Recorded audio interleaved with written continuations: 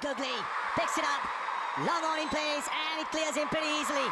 That was a আবিরের ঝড়ো ব্যাটিংয়ে জয় পেল ঢাকা ক্যাপিটালস, শোককে শক্তিতে রূপান্তর করলো ঢাকা ক্যাপিটালস। বিপিএল আজকের লড়াইয়ে এক আবেগঘন জয় পেয়েছে ঢাকা ক্যাপিটালস। টসের মাত্র কয়েক মিনিট আগে সহকারী কোচ মাহবুব আলী জাকির আকস্মিক মৃত্যুর স্তব্ধ হয়ে পড়েছিল পুরো ড্রেসিং রুম, কিন্তু সেই শোককে শক্তিতে রূপান্তর করে দুর্দান্ত এক জয় সিনিয়ন্সে মোসাদ্দেক হোসেন সৈকতের দল। প্রথম ব্যাট করতে নেমে ঢাকা বোলারদের তোপের মুখে পড়ে রাজশাহী ওয়ারিয়র্স। ইমাদ ওয়াসিমের দুর্দান্ত বোলিংয়ে মাত্র 132 রানে আটকে যায় তারা। অধিনায়ক নাজমুল হোসেন শান্ত করেন 38 বলে 37 রান। তাছাড়া কেউই ইনিংসকে বড় করতে পারেননি।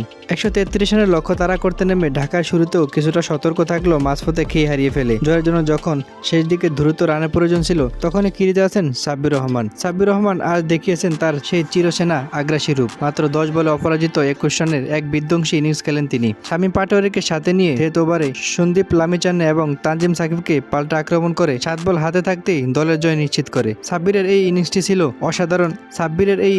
ছিল অসাধারণ সব শট, যা গ্যালারিতে থাকা দর্শকদের উৎসাহিত করে তোলে।